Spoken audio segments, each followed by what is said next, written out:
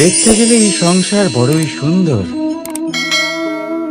কিন্তু আসল সত্যি এটাই যে সংসারে সবকিছু নশ্বর। যেটা কাল ছিল তা আজ নেই, যা আজ আছে তা কাল ছিল না, আর যা আজ আছে তা কালও থাকবে না। প্রত্যেক মানুষকেই যথাসময়ে কালের কাছে মাথা নত করতে হয়। এই রূপের বিনাশ করে বার্ধক্য, প্রাণের বিনাশ করে মৃত্যু, আলস্য, ঈর্ষা ধর্মের বিনাশ করে, আর ক্রোধ বিনাশ করে সম্পর্কের। কিন্তু এরকম একটা অনুভূতি আছে যা একাই সমস্ত গুণ বিনাশ করতে সক্ষম হয়, আর সেটা হলো অহংকার।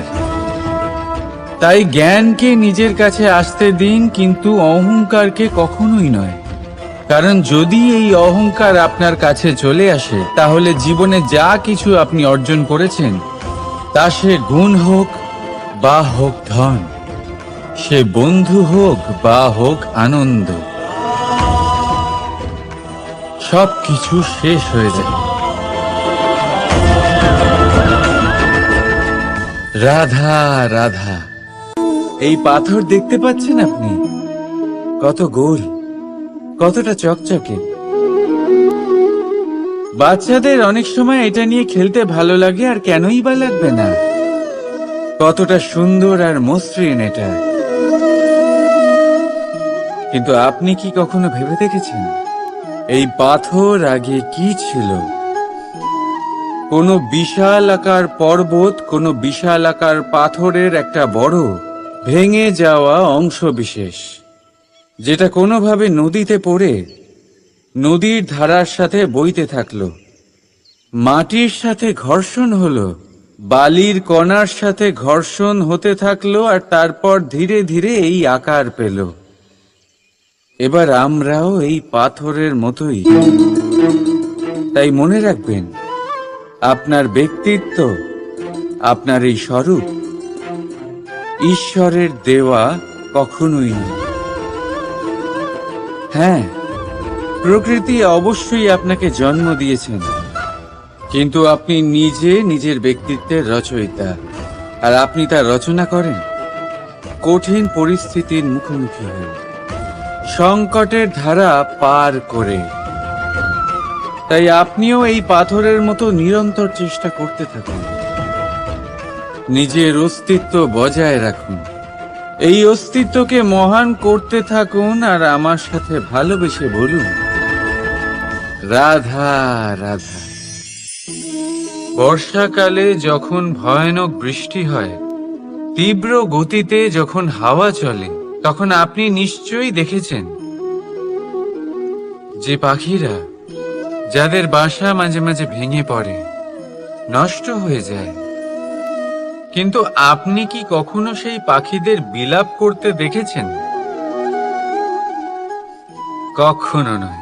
যখনই সেই বৃষ্টি থেমে যায়, তারা আবার একটু একটু করে খড়কুটো জোগাড় করে তাদের বাসা বানিয়ে ফেলে, নিজের সংসার সেই রকমই বানিয়ে দেয় যেমন আগে ছিল। এমন কেন? কারণ এই ঝড়ের তাণ্ডবের সাথে সেই পাখিদের কোনো বোঝাপড়া করারই নেই। তারা শুধু সেটাই করতে থাকে যেটা তাদের হাতে আছে, আর এটাই হলো সুখী জীবনের মূল মন্ত্র। যেটা আপনার হাতে নেই, তা নিয়ে বিলাপ করে আপনার কোনো লাভ হবে না। মনোসংযোগ তাতেই করুন যা আপনার হাতে রয়েছে। যা বদলে গেছে তাকে আপনি আবার বদলাতে পারবেন না, কিন্তু যা আপনি বদলাতে পারবেন তাতে মনোসংযোগ করুন। এই জীবনে একটু ধনাত্মক হয়ে উঠুন, দেখবেন সব শুভ হবে। রাধা রাধা।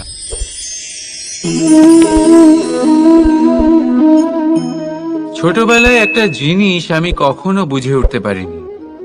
আমি সবসময় আশ্চর্য হয়ে থাকতাম যে এটা কি করে সম্ভব হতে পারে। ব্যাপারটা ছিল এরকম, আমি আমাদের গোয়াল ঘরে দেখতাম ভিন্ন ভিন্ন রং রূপের গাভী, কারোর রং কালো তো কারোর রং সাদা, কেউ খয়েরি তো কারোর রং বাদামি। এবার আমি দেখতাম কারোর কারোর শিং বড় তো কারোর এত ছোট যে দেখাই যায় না।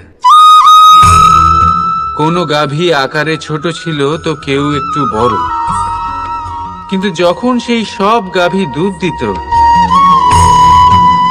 তখন আমি দেখতাম সেই সব দুধ সমান, রং সমান, স্বাদ সমান, গুণও সমান, আর সমান পুষ্টিও। এবার আমি এটা বুঝতে পারতাম না। আমার দৃষ্টিতে তো সমস্ত গাভী আলাদা আলাদা ছিল। আমি ভাবলাম আমি মাকে জিজ্ঞেস করি। মাকে জিজ্ঞেস করলাম। মা আমাকে বললেন, কানাই, রং রূপ পাল্টালেও গাভীদের বাস্তবিকতা তো পাল্টায় না, গাভী তো গাভীই থাকবে। এবার আমি এটা বুঝতে পারি না যে মানুষ এটা আত্মসাৎ কেন করতে পারে না। দেখুন, রং, রূপ, জাত, ধর্ম, ভাষা, এই সবের উপরে হলো মনুষ্যত্ব। আর মনুষ্যত্বের একটাই ধর্ম, আর সেটা হলো প্রেম। তাই এই প্রেম আপনি সকলের সাথে ভাগ করে নিন, প্রেমের সাথে সকলের সেবা করুন। এই মনুষ্যত্বর অমৃত চেখে দেখুন, আর আপনি বুঝে যাবেন যে আমরা কেউ আলাদা আলাদা নই, আমরা সবাই সমান। রাধা রাধা। সাগর, কত বিশাল হয় এই সাগর! কি না করতে পারে এই সাগর! এক মুহূর্তের মধ্যে সব ধ্বংস করে দিতে পারে, প্রলয় ডেকে আনতে পারে, সংসার মুছে ফেলতে পারে। এই সাগর জীবন জ্যোতি নিভিয়ে দিতে পারে। কিন্তু এই সাগর যা মেটাতে পারে না তা হলো একজন তৃষ্ণার্তের তৃষ্ণা। অন্যদিকে এই ঘোড়া, যা এতটাই ছোট যে গোপিনীরা একসঙ্গে অনেকগুলো নিয়ে চলতে পারে, কিন্তু এই ছোট ঘোড়া অনেকের তৃষ্ণা মেটাতে পারে। এবার বলুন, জল সাগরেও আছে, আবার এই ঘোড়াতেও। তাহলে পার্থক্য কোথায়? এখানে পার্থক্য হলো তাদের আচরণের মধ্যে। একজন মাটির মধ্যে মিষ্টি জল ধরে রাখে, তো আরেকজন নিজের নোনা জলের আঘাতে যে কাউকে মাটিতে মিশিয়ে দিতে পারে। আপনি কি হতে চাইবেন? সাগরের নোনা জল হয়ে কারোর আশা চূর্ণ বিচূর্ণ করে দিতে, নাকি মিষ্টি জলের ঘোড়া হয়ে কারোর তৃষ্ণা মেটাতে? সিদ্ধান্ত আপনার। রাধা রাধা। কতবার এমন হয়, আপনি কোনো কাজ করার জন্য কাউকে দায়িত্ব দেন, কিন্তু সেই ব্যক্তি সেই কাজ সম্পন্ন করতে পারে না, অসম্পূর্ণ রেখে দেয়, অথবা ঠিকভাবে করতে পারে না। এবার এই পরিস্থিতিতে কি হয়? আপনি ক্রুদ্ধ হয়ে যান, তার উপরে আপনি রেগে যান, তাকে তিরস্কার করেন, আর তারপরে সেই কাজ সম্পন্ন করতে আপনি নিজেকেই নিযুক্ত করেন, আর শেষ পর্যন্ত সেই কাজ সম্পন্ন হয়েই যায়। এবার এই বিষয়ে সমস্যা সেই ব্যক্তির চেষ্টায় নয়, সমস্যা আপনি যে সেই ব্যক্তিকে ভরসা করলেন তার ছিল। আমরা অন্যের প্রতি ভরসা করাকে প্রথম পদক্ষেপ বানিয়ে, আর নিজের উপরে বিশ্বাসকে শেষ সম্বল।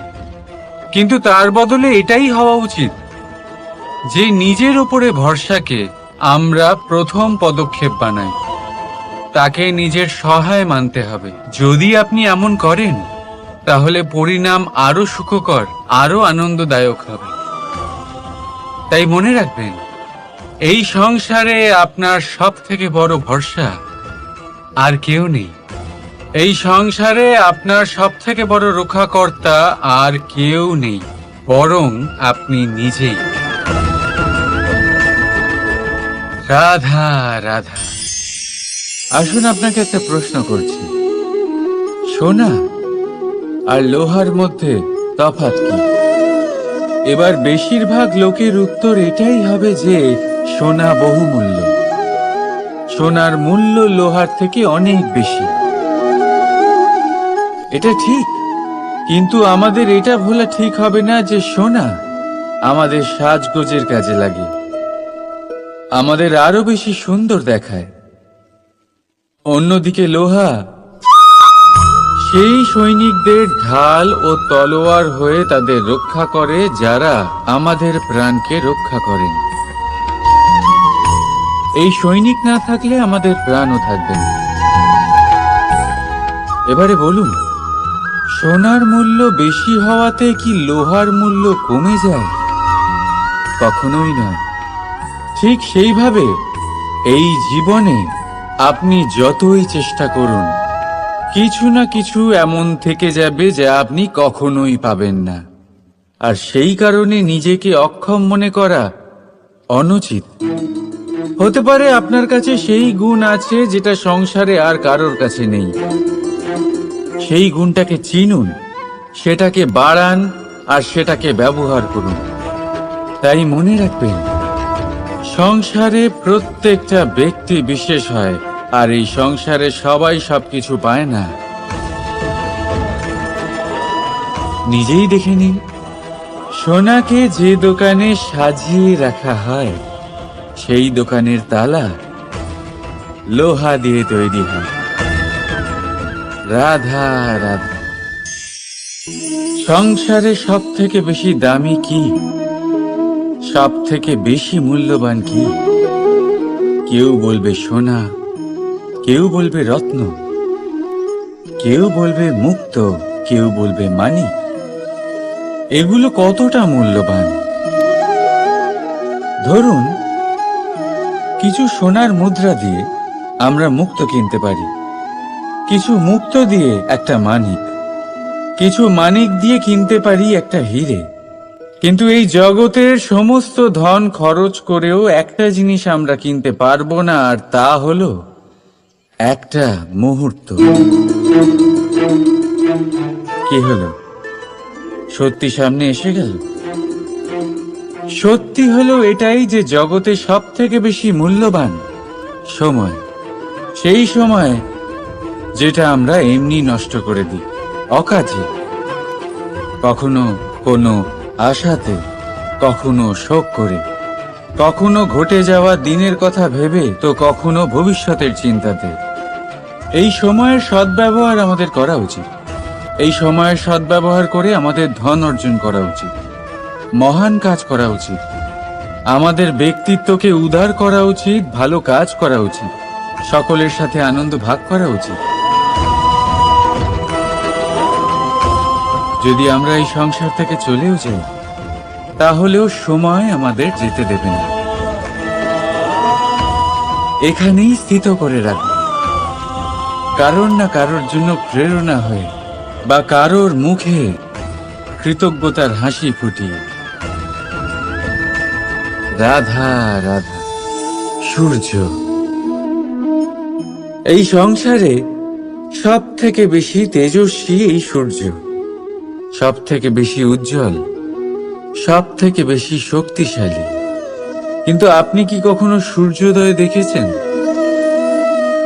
এই শক্তিশালী সূর্য কিভাবে উদয় হয়? লাল রঙের আভার সাথে, সৌম্যতার সাথে, শান্তির সাথে উদয় হয়। কখনো সূর্যাস্ত দেখেছেন? সেই লাল রঙের আভা, সেই সৌম্যতা, সেই একই শান্তি। আর এটাই একজন মহান ব্যক্তিত্বের গুণ। যখন জীবনে উত্থান ঘটে, তখনও অহংকার করেন না, সৌম্যতা বজায় রাখেন। আবার যখন জীবনে ক্ষতি হয় তখনও সৌম্যতা বজায় রাখেন। যদি আপনিও চান সূর্যের মতো আপনি সম্মান পাবেন, তাহলে সূর্যের মতন হন। যখন জীবনে আনন্দ আসে, কুশল আসে, তখন সীমা লঙ্ঘন করবেন না। যখন জীবনে দুঃখ আসে, কষ্ট আসে, বিনাশের পথে অগ্রসর হবেন না। সৌম্য থাকুন, শান্ত থাকুন, সূর্যের মতো চকচক করতে থাকুন। কারণ সব মুহূর্তের মতোই এটাও একটা মুহূর্ত। তাতে আপনি আনন্দ লাভ করুন বা পান দুঃখ, এই মুহূর্ত অবশ্যই চলে যাবে। রাধা রাধা।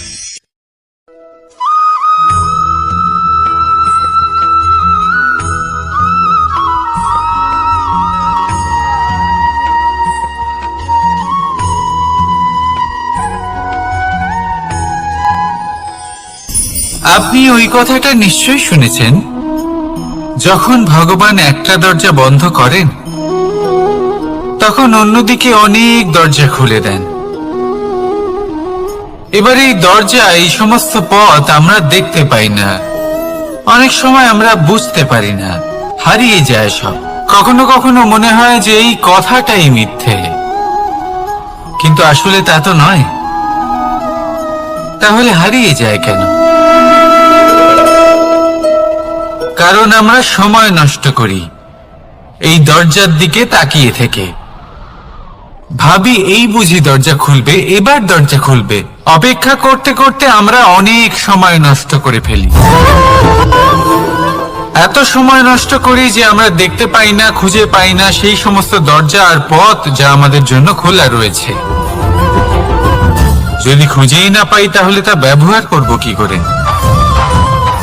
মনে রাখুন, ভগবান সব সময় আমাদের সাথে রয়েছেন, আমাদের সাহায্য করছেন। এই পথ সব সময় আছে, সর্বত্র আছে।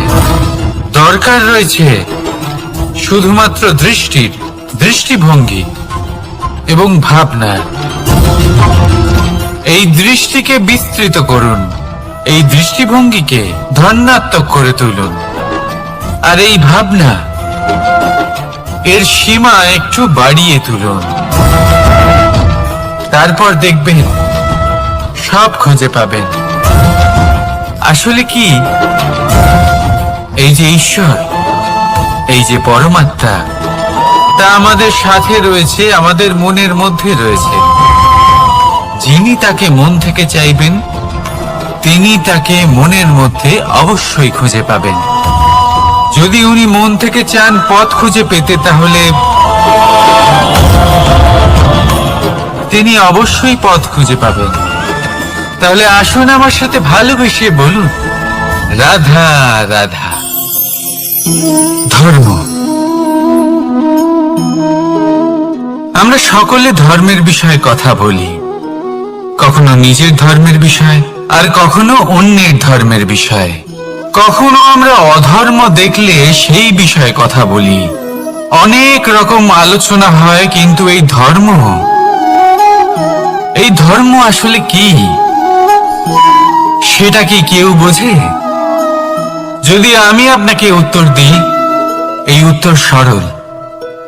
ধর্ম হলো তাই যা মানুষকে অন্য মানুষের সাথে, সমস্ত বিশ্ব সংসারের সাথে আনন্দ সহকারে বাঁচতে শেখায়। সেই জন্য আপনি যদি কখনো কোনো ধর্মীয় স্থানে যান, সেই ধর্মীয় স্থানে গিয়ে আপনার শান্তির অনুভূতি হয়, তাই না? কিন্তু দেখুন, ধর্মের জ্ঞান থাকলেই সেই মানুষ ধর্মের পথে চলতে পারবে এমন কোনো কথা নেই। অনেক সময় সম্পর্কে যখন সংঘর্ষ বেড়ে যায়, তখন ইচ্ছের জন্ম হয়, ক্রোধের জন্ম হয়, অহংকারের জন্ম হয়, আর তারপর বিনাশ হয়ে যায় এই ধর্মের। সেই জন্য দ্বিতীয় সব থেকে গুরুত্বপূর্ণ গুণ যা আমার সারথীর মধ্যে থাকা উচিত, তা হলো ধর্মবীর হওয়া। এবার দেখতে হবে সেটাই যে কে হবে সেই ব্যক্তি যিনি এই স্বয়ম্বরে নিজের ধর্মে অটল থাকবেন।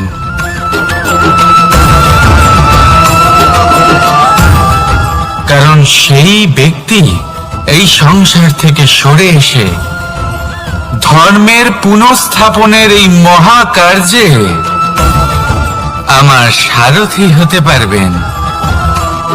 তাহলে আসুন আমার সাথে ভালোবেসে বলুন, রাধা রাধা। কর্ম, ধর্ম, জ্ঞান, এই 3 স্তরে অনেক মানুষ পৌঁছতে পারেন।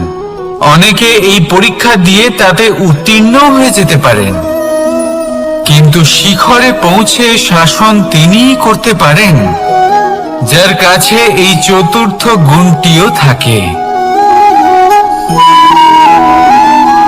সমর্পণ। অত্যন্ত গুরুত্বপূর্ণ একটা গুণ এটা। এই সমর্পণ আসলে অত্যন্ত গুরুত্বপূর্ণ।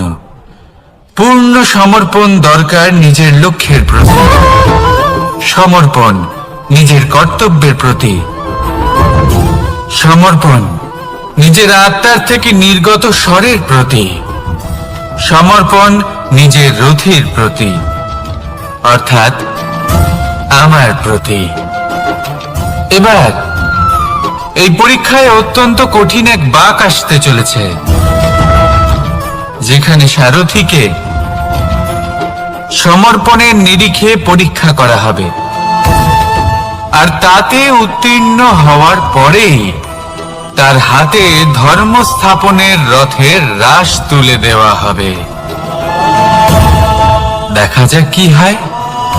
ততক্ষণ আপনি প্রসন্ন থাকুন আর আমার সাথে ভালোবেসে বলুন, রাধা রাধা। মানুষ তার জীবনে শিক্ষা এবং প্রেম এই 2 লাভ করে তার মাতা, পিতা এবং গুরুর কাছ থেকে। কিন্তু মানুষ সবথেকে বেশি ভালোবাসে নিজের মাতাকে, কারণ মাতা খুব নির্মল চিত্তে ভালোবাসে, শান্ত মনে আমাদের অন্তরে শক্তির সঞ্চার করে থাকেন, আমাদের উৎসাহ দেন, বলশালী করে তোলেন। ব্যাপারটা কিন্তু এমন নয় যে আমরা নিজেদের বাবা বা গুরুকে ভালোবাসি না, তাদেরকেও আমরা অত্যন্ত ভালোবাসি, শুধু ওনাদের কঠোর ব্যবহার দেখলে আমরা একটু ভয় পেয়ে যাই। এবার ওনাদের এই কঠোর ব্যবহার আমাদের ভালো না লাগলেও অত্যন্ত আবশ্যক, কারণ মাতার থেকে আমরা যে শক্তি লাভ করি তা যেন নিয়ন্ত্রণ হারিয়ে বিধ্বংসী না হয়ে ওঠে, আমরা যেন কোনো কুপথে না চলে যাই, আমরা কখনো যেন দোষ না করে ফেলি। শুধু সেই জন্য পিতা এবং গুরু একটু কঠোর হয়ে ওঠেন, এবং ওনাদের এই কঠোর আচরণ ভবিষ্যতে গিয়ে আমরা অবশ্যই বুঝতে পারি। জীবনে কিছু বছর আমরা এগিয়ে যাই আর তারপর আমরা বুঝতে পারি যে বাবা এবং গুরু আমাদের যথেষ্ট ভালোবাসতেন, কিন্তু ওনাদের ভালোবাসার বহিঃপ্রকাশ আলাদা। প্রয়োজনীয় হলো এটা দেখার, এটা বোঝার যে শুরু থেকে আমাদের প্রতি ওনাদের আচরণ কেমন ছিল। ওনাদের কঠোর হওয়ার পেছনে ওনাদের ভালোবাসাটা বোঝার চেষ্টা করুন, ওনাদের চিন্তাটা বোঝার চেষ্টা করুন, ওনাদের পথপ্রদর্শনের আড়ালে আপনার ভবিষ্যতের জন্য যে পরিকল্পনা ওনারা করেছেন সেটা বোঝার চেষ্টা করুন। তখন আপনারা বুঝতে পারবেন ওনাদের ভালোবাসাকে।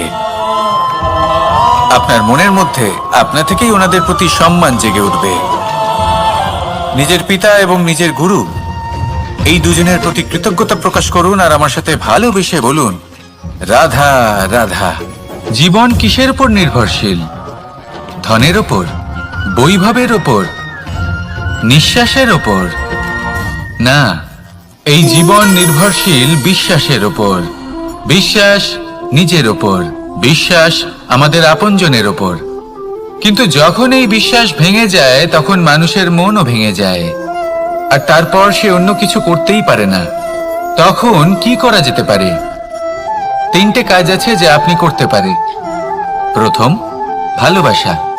যাকে আপনি ভালোবাসেন, যারা আপনাকে ভালোবাসে, ভুল যারই হোক না কেন, তার কাছে ক্ষমা চাইতে কখনোই সংকোচ বোধ করবেন না। দ্বিতীয় হলো বিশ্বাস। যারা আপনাকে ভালোবাসেন, আপনাকে বিশ্বাস করেন, তাদের বিশ্বাস কখনো ভাঙবেন না। তৃতীয় হলো আশা। যারা আপনাকে ভালোবাসেন, আপনাকে বিশ্বাস করেন, তাদের আশা আপনার সাথে জড়িত। তাদের থেকে কখনো কিচ্ছু লুকোবেন না। এই তিনটে কাজ করুন আর এই জীবন সুপ্রসন্ন হয়ে বলবে, রাধা রাধা। মানুষের জীবনে দুই ধরনের আবেগ থাকে যা চিরকাল তার সাথে বসবাস করে। প্রথম, স্বপ্ন। দ্বিতীয়, অজুহাত। মানুষ হাজার হাজার স্বপ্ন দেখতে পারে। আমাকে এই কাজ করতে হবে, আমাকে ওখানে ঘুরতে যেতে হবে, আমায় জীবনে এই অসম্ভব কাজ বাস্তবায়িত করে দেখাতে হবে, আদি ইত্যাদি। এবার ঠিক যেমন স্বপ্ন দেখেন, সেইভাবে অজুহাতও খুঁজে নিয়ে আসেন। আমি এই স্বপ্ন পূরণ করতে পারলাম না, কারণ আমাকে কেউ সাহায্যই করলো না, কারণ আমি দুর্বল হয়ে পড়েছিলাম, কারণ আমার কাছে সময়ই ছিল না, আদি ইত্যাদি। এবার সাফল্য এবং অসফলতার মাঝখানে এই ধরনের সংঘর্ষ হতে থাকে। সাফল্য তখন লাভ করা সম্ভব যখন আপনার স্বপ্ন আপনার অজুহাতের থেকে অনেক বড় হয়, আর অসফলতা তখন পাবেন যখন আপনার অজুহাত আপনার স্বপ্নের থেকে অনেক বড় হয়। আপনি যদি সাফল্য লাভ করতে চান, তাহলে চেষ্টা করতে থাকুন, পরিশ্রম করুন। যদি অসফল হন, তাহলে ভয়ভীত হওয়ার কোনো প্রয়োজন নেই। নিজের ভুল বুঝুন, তাকে শুধরে নিন, আবার চেষ্টা করুন। কিন্তু যদি নিজের জীবনে অজুহাত নিয়ে আসেন, তখন স্বপ্ন কখনো পূরণ হবে না। আসুন আমার সাথে ভালোবেসে বলুন, রাধা রাধা। ভয়ের সাথে আমরা সবাই পরিচিত, কষ্ট আমরা সবাই পেয়েছি। কখনো কখনো আমরা অসুস্থ হয়ে পড়ি, আর এমন সময় হলে মাতার মমতা, কখনো বাবার স্নেহ, কখনো বন্ধুদের পাশে থাকার অনুভূতি আমাদের রোগ নিরাময়ে সাহায্য করে। কখনো যদি আমরা নিরাশ হয়ে পড়ি, তখন যদি আমাদের কোনো আপনজন আমাদের দুটো ভালো কথা বলে, তখন আমাদের মনোবল বেড়ে যায়। ঠিক তেমন সংসারের এই রঙ্গমঞ্চে যদি আপনি পীড়িত অনুভব করেন, কিছু শুভ কথা আলোচনা করুন, কিছু স্তুতি গান করুন, কিছু মুহূর্তের জন্য হলেও নিজের ইষ্টদেবের কথা স্মরণ করুন আর প্রার্থনা করুন। সাহস বাড়বে, শক্তিও বৃদ্ধি পাবে এবং সামনে এগিয়ে চলার পথও দেখতে পাবেন। তখন এই মন প্রসন্ন হয়ে বলবে, রাধা রাধা। কখনো কখনো অন্ধকারের সাথে লড়াই করার জন্য আমরা প্রদীপ জ্বালাই। এতে প্রথমে সলতে রাখি, তারপর তেল ঢালি, তারপর আগুন জেলে এটা প্রজ্বলিত করি। তারপর একটা সময় আসে যখন এই প্রদীপ নিভে যায়। কারণটা কি? কারণ কি এটা যে প্রদীপের প্রকাশমান হওয়ার ক্ষমতা সমাপ্ত হয়েছে? না, এই যে আগুন আমরা দেখতে পাচ্ছি, এই আগুনের জন্য যে শক্তির প্রয়োজন হয় তা আসে এই তেল থেকে। যদি এই তেল সমাপ্ত হয়ে যায়, তাহলে এই প্রকাশ তাও সমাপ্ত হয়ে যায়। আর আমাদের জীবনে এই তেল হলো আমাদের কর্ম, আর এই আগুন আর এর দ্বারা উৎপন্ন হওয়া প্রকাশ আমাদের ভাগ্য। যত আমাদের কর্ম ক্ষীণ হতে থাকবে, আমাদের ভাগ্য সৌভাগ্য কোথাও না কোথাও লুপ্ত হয়ে যাবে। যে উজ্জ্বল ভবিষ্যৎ আমরা চাইছি তা কখনো লাভ করতে পারবো না যদি কর্ম না করি। ঠিক যেমন তেল ছাড়া অগ্নি উৎপন্ন হয় না, তেমনি কর্ম ছাড়া সৌভাগ্য হয় না। আর যেমন কর্ম তেমন ভাগ্য। তাই সবসময় কর্ম করতে থাকুন, কর্ম করা থামাবেন না। আর আমার সাথে ভালোবেসে বলুন, রাধা রাধা। জীবনে তিনটি বিষয় আছে, তিনটি বস্তু আছে, তারা যেন আপনাকে কখনো বশে না করে নিতে পারে। প্রথম হলো ধন। ধন যতক্ষণ আপনি ব্যবহার করতে থাকেন, যতক্ষণ তা আপনার কাজে আসছে, ততক্ষণ ঠিক আছে, এই ধন আপনার কাছে অমৃত। কিন্তু যখন এই ধন আপনাকে ব্যবহার করতে শুরু করে, বুঝে যাবেন যে আপনার পতনের সময় শুরু হয়েছে। দ্বিতীয় বিষয়, ফেলে আসা অতীত। যাই করুন, আপনি অতীত পাল্টাতে পারবেন না, আর এই সত্যিটা আপনিও জানেন। কিন্তু তাও এর বশবর্তী আমরা হয়ে পড়ি। আর যখন তাই হয়, তখন এই সংসারে আমরা যেখানেই যাই না কেন, যত বড়ই সুখ লাভ করি না কেন, সেই সব আমাদের কাছে তিক্ত বলে মনে হয়। তৃতীয় বিষয়, আপনার আশেপাশের মানুষ ভিন্ন ভিন্ন ধরনের মানুষ হয়। যাদের চিন্তা ভাবনা এবং দৃষ্টিভঙ্গি ভিন্ন ভিন্ন প্রকারের। যদি এদের বশবর্তী আপনি হয়ে পড়েন, তাহলে কেউ বলবে এটা করো, এটা ভালো। কেউ বলবে এটা করো না, ওটা করো, ওটা ভালো কাজ। কেউ বলবে এই দুটোই করো না, অন্য কিছু করো। এই কথাগুলিতে আপনি এতটাই জড়িয়ে পড়বেন যে আপনি লক্ষ্যভ্রষ্ট হয়ে পড়বেন। তাই এই 3 বিষয় থেকে সাবধানে থাকবেন। যদি কোনো কিছু বশ করতে হয়, তাহলে আপনাকে বশ করতে হবে আপনার আজকে, নিজের বর্তমানকে। এটা খুব প্রয়োজনীয়। এটা ভাববেন যে এই সময়ের সদ্ব্যবহার আমি কিভাবে করব, সময়কে শাসন কিভাবে করব, ওই কর্ম কিভাবে করব যাতে ভবিষ্যতে কখনো আমার আফসোস না হয়, বরং এই সংসার আমাকে নিয়ে গর্ব করবে, সেই কর্ম করুন। আর যখন আপনি এটা শিখে নেবেন, তখন আপনি নিজেই নিজেকে প্রকৃত অর্থে ভাগ্যশালী করে তুলবেন। আসুন আমার সাথে ভালোবেসে বলুন, রাধা রাধা। অনেক সময় আমরা কারোর নীরবতাকে তার দুর্বলতা ভেবে বসি। হতেই পারে সেই ব্যক্তি উত্তর দিতে চাইছেন না, হতে পারে অন্য কোনো কারণ আছে যা আমরা বুঝতেই পারছি না। সেই জন্য তাকে দুর্বল ভেবে নেওয়া অনুচিত। দেখতে গেলে এই বিশাল সমুদ্র এও কিন্তু নীরব, শান্ত হয়। কিন্তু যখন সে রুদ্র মূর্তি ধারণ করে, তখন কি হয়? সমগ্র সংসারকে বিনাশের পথে নিয়ে যায় এই সমুদ্র, প্রলয় সৃষ্টি করে। সেই জন্য কারোর সহ্য শক্তিকে দুর্বলতা বলে মনে করবেন না। কারণ যদি এই নীরবতা নিজেকে ভেঙে বেরিয়ে আসে, তাহলে তা বিনাশের সমস্ত সীমা পার করে যেতে পারে। তাই এই নীরবতাকে সবসময় বুঝুন, সবসময় একে সম্মান করতে শিখুন। আর আমার সাথে ভালোবেসে বলুন, রাধা রাধা। কখনো কোনো চাতক পাখিকে দেখেছেন? কথায় আছে যে বছরে মাত্র একবার সে তার তৃষ্ণা মিটিয়ে থাকে, আর তাও আকাশে ভেসে থাকা মেঘের দ্বারা ঘটানো বৃষ্টির জলের ফোঁটা থেকে। আর কোথাও থেকে সে তার তৃষ্ণা পূরণ করে না। সারা বছর সে নিদারুণ গরম সহ্য করে, তীব্র শীতও সহ্য করে, শুধু এই আশা নিয়ে যে বছরে একবার অন্তত সেই মেঘের ঘন ঘটা হবে, বৃষ্টি হবে, আর সে তার তৃষ্ণা নিবারণ করবে। এটা আসলে কি? এটা আসলে বিশ্বাস। সেই বিশ্বাস যে বছরে একবার সেই মেঘ আসবে তৃষ্ণা নিবারণ করতে। যেমন দেখুন, একটা সূর্যমুখী ফুল সারা রাত অন্ধকারের সাথে যুদ্ধ করে, কারণ তার বিশ্বাস যে ভোরবেলায় সূর্য তাকে অবশ্যই দর্শন দেবেন। সেটাও বিশ্বাস ছিল যার উপর ভরসা করে মনু একটা নৌকা নিয়ে বেরিয়ে পড়েছিলেন এবং সমস্ত সৃষ্টিকে প্রলয়ের হাত থেকে বাঁচিয়েছিলেন।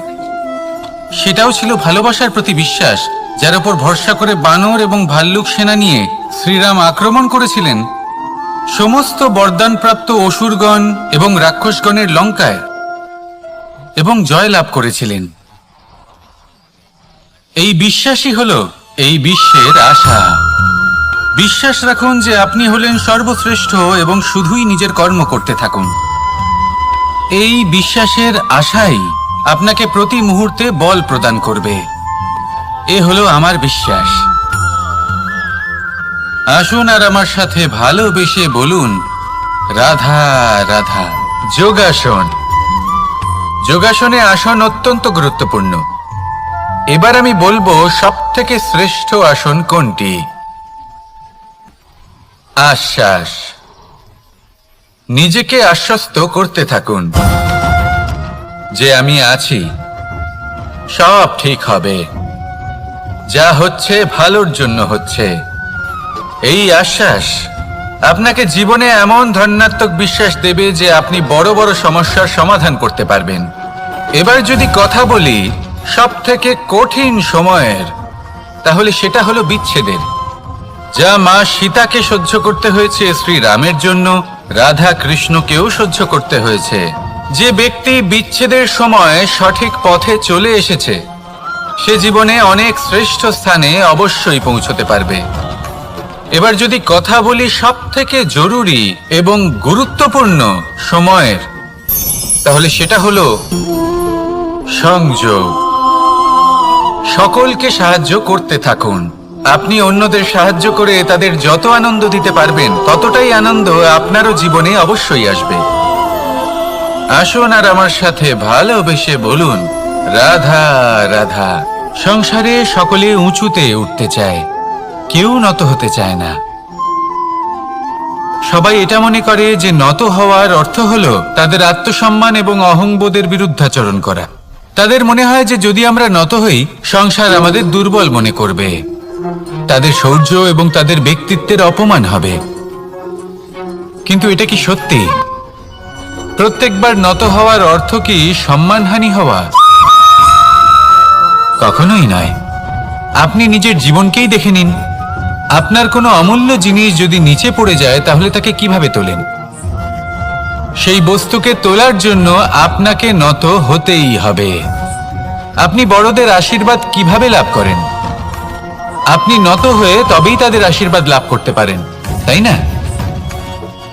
ভেবে দেখুন, আপনি একটা পথে হাঁটছেন, আপনি দেখতে চাইছেন যে আপনি সঠিক পথে হাঁটছেন কিনা, পায়ের নিচে কাঁটা পড়ে আছে কিনা। কিভাবে দেখবেন? আপনাকে সেই মাথা নত করেই দেখতে হবে। এর অর্থ কি? অর্থ খুব সহজ। প্রত্যেকবার নত হওয়া অনুচিত নয়, সেটা কোনোভাবেই সম্মানহানি নয়। পরিস্থিতি অনুসারে এবং যেখানে প্রয়োজন আপনি নত হতে শিখে গেলে আপনি অনেক কিছুই লাভ করতে পারবেন। জ্ঞান, মান, গুণ, বিশ্বাস। সেই জন্য প্রয়োজন এবং পরিস্থিতি অনুসারে নত হতে শিখুন, এতে অনুচিত কিছুই নেই। আত্মসম্মান থাকা অত্যন্ত প্রয়োজনীয়, কিন্তু তা যেন কখনো অহংকারে পরিণত না হয়। এই বিষয়ে অবশ্যই নজর রাখবেন এবং আমার সাথে ভালোবেসে বলবেন, রাধা রাধা। আমাদের জীবনে অনেক ধরনের ব্যক্তি এসে থাকেন।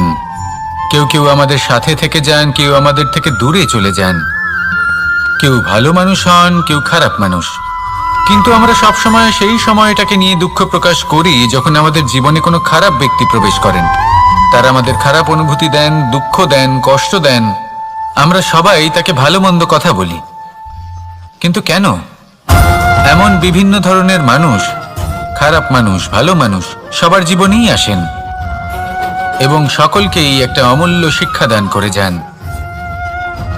এবার আপনি নিজেই ভেবে দেখুন, জীবনে যখন প্রথমবার আপনি আগুন স্পর্শ করেছিলেন, তখন আপনি একটা শিক্ষা লাভ করেছিলেন যে আমাকে আগুনের থেকে একটু দূরে থাকতে হবে। তারপর আস্তে আস্তে আপনি শিখলেন যে কিভাবে এই আগুনকে নিয়ন্ত্রণে রাখতে হবে। তারপর আপনি শিখলেন যে কিভাবে নিজের জীবনে তাকে প্রয়োগ করতে হবে, তা সে অন্ধকারে প্রকাশ লাভ করার জন্য হোক বা খাবার বানানোর জন্য। সেইভাবেই কোনো খারাপ ব্যক্তি যখন আপনার জীবনে আসে, কোনো শিক্ষা দিয়ে যান, তার প্রতি কৃতজ্ঞ থাকুন।